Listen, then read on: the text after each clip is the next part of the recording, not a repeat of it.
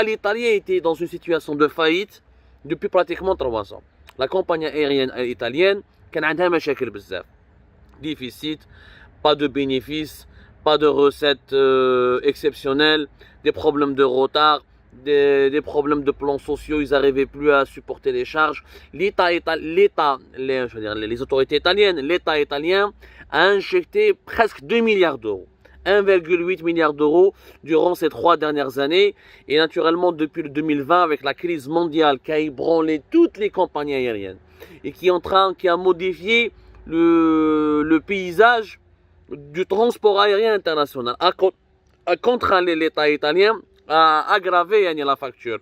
Donc il a dû injecter. On a presque plus de 2 milliards d'euros, pratiquement, l'Italie a dépensé pour entretenir la compagnie aérienne à l'Italie. À la fin, les Italiens, en 2021, ils ont compris que ce n'est pas la peine de continuer à financer la survie d'une société cadavérique, d'une société qui est appelée à mourir.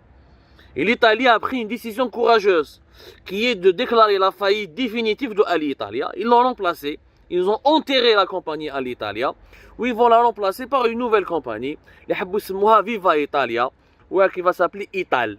Mais il y a le nom commercial tout court, le nouveau nom commercial, c'est Viva Ita, c'est-à-dire Viva Italia, qui va s'appeler Ita. Une décision courageuse qui a étonné toute l'Europe entière, parce que Alitalia, c'est un pavillon national. Je crois qu'il y a Air Algérie, Air France, c'est des British Airways, on les appelle les pavillons nationaux. C'est des compagnies aériennes qui incarnent, qui représentent le pays. C'est devenu l'un des symboles du pays. Alitalia, c'est le symbole de l'Italie. Dès le dernier vol, le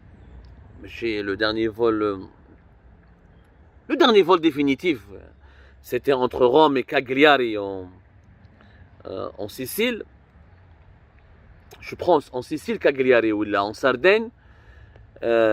C'était le jeudi passé. Il y avait beaucoup d'émotions. Énormément d'émotions, c'est en Sardaigne, voilà, c'est la principale ville de l'île de la Sardaigne. C'est pas la Sicile. C'était le dernier vol. Sorte de voilà. On a tiré les rideaux, voilà. Une fermeture officielle de la compagnie Alitalia. Il y a eu beaucoup d'émotions en Italie. Ils étaient émus parce que c'est le pavillon national, c'est l'entreprise étatique, c'est l'entreprise publique, c'est le symbole du pays. Mais les Italiens ont eu le courage. Ils ont eu le courage de faire un choix. Les autorités italiennes ont refusé de prendre en otage des millions, des milliers de voyageurs italiens, en leur imposant des prestations d'une compagnie aérienne, certes publique et nationale, mais qui fait des prestations catastrophiques, chaotiques, qui accumulent les retards. C'est pas Air Algérie à l'Italia, mais qui accumule les retards par rapport à Emirates, par rapport à Qatar Airways, par rapport à Lufthansa, par rapport à la Turkish Airlines, par rapport aux grandes compagnies aériennes mondiales avec lesquelles elle était dans une guerre de concurrence. Les Italiens ont refusé de prendre en otage le pays pour entretenir le pavillon national. Et ils ont dit, on ne va pas continuer à chaque année à injecter des centaines de millions d'euros dans les caisses d'une entreprise qui est morte, qui est moribonde. Elle n'est plus adaptée au monde moderne, avec plus de 10 000 employés, avec une concurrence très rude. Dans les charters, Ryanair, comment ça s'appelle, les compagnies charters Ryanair et Jet Air, etc. EasyJet plutôt, voilà, EasyJet et les autres compagnies. C'est de la concurrence des grandes compagnies mondiales, des pays du Golfe, qui ont modifié les rapports de force. Aujourd'hui, les 3 grandes compagnies mondiales sont Emirates, Qatar Airways, la Singapore Airlines. Dans le top 3 des meilleures compagnies mondiales, c'est des compagnies des Émirats, de Dubaï, Emirates et du Qatar, Qatar Airways. Ces pays disposent de financements énormes. Ils ont construit des compagnies qui disposent d'une flotte hyper moderne, qui peuvent casser les prix en proposant des billets d'avion pas chers et qui proposent des vols de long courrier à travers les continents de l'Asie à l'Europe, notamment jusqu'à l'Amérique du Nord et l'Amérique du Sud, à des prix très intéressants avec des prestations de service. On dirait tu es dans un hôtel. Moi j'ai fait Qatar Airways et j'ai fait la Emiratia. Et je peux vous dire, c'est des hôtels flottants. C'est des hôtels volants plutôt, mais chez flottants, c'est pas les bases. C'est des hôtels volants. C'est incroyable. Donc les Européens, toutes les compagnies, mis à part la Lufthansa et la Turkish Airlines, en Europe, les compagnies ont du mal à résister. À Qatar Airways, à l'Etihad Airways, d'Abu Dhabi, ou l'Émiratia. Donc ils se regroupent. Air France se regroupe avec KLM, les Néerlandais. Les compagnies espagnoles ou les portugaises essaient de se repositionner à travers un nouveau management. Les Italiens fahmou qu'il fallait enterrer à l'Italie. Il y a des nouvelles compagnies. Il y a un plan qui est ambitieux, qui est courageux. Les 10 000 employés, ils ont retenu 2800 qui vont travailler dans le cadre de la nouvelle compagnie qui va s'appeler ITA, qui aura sa propre flotte, qui va tout récupérer. Elle va récupérer les infrastructures d'Alitalia. Elle va récupérer les 2800 employés d'Alitalia. Elle va récupérer une bonne partie des destinations, des anciennes destinations d'Alitalia. Bref, le nom a changé. Et ils ont comme plan dans les 2 prochaines années, s'ils arrivent à réaliser des bénéfices, à gagner et à faire du chiffre, ils vont essayer de recruter 5800 à peu près, ou les 5500 d'autres employés, les canaux à l'Italia. Le chiffre exact, c'est 5750. Ou comme ça, ils vont pas laisser beaucoup d'employés sur le carreau, parce que sur les 10 500, ils ont récupéré que 2800 au début, ensuite sur une période de 2 ans à 3 années, 5750, il y a un nombre très réduit qu'il fallait sacrifier de la râle.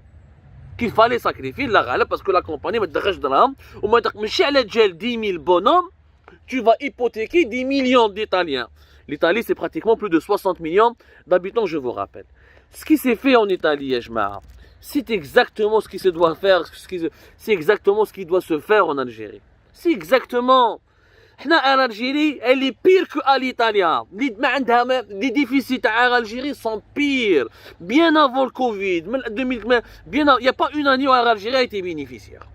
Je ne connais pas une seule année où l'Algérie a été bénéficiaire. L'Algérie ne vit que par les fonds publics, les crédits à longue durée débloqués par les banques algériennes publiques et étatiques.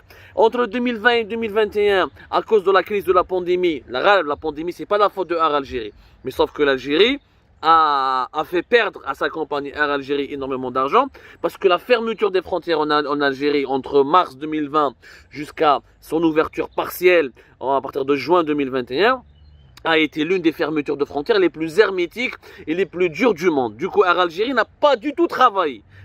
Ni sur le plan intérieur, ni sur le plan international. Mais à part quelques vols de rapatriement qui se comptaient sur le bout des doigts. Donc le déficit à Air Algérie a dépassé les 950 millions de dollars. Les pertes entre 2020 et 2021, 950 millions de dollars. C'est énorme. C'est-à-dire que si l'État algérien veut remettre sur les rails Air Algérie, veut lui permettre de refonctionner comme avant, juste avant la pandémie, il doit dépenser l'équivalent de 950 millions de dollars. Sauf qu'avant, Air Algérie n'était pas bénéficiaire. En plus de ces 950 millions de dollars, il faudra que l'État algérien rajoute un autre budget ou d'autres budgets pour permettre à Air Algérie de faire face à ses charges. Et les charges d'Air Algérie sont immenses. D'abord, Air Algérie a le monopole sur le marché algérien. Quelle est ligne intérieure, quelle est ligne extérieure?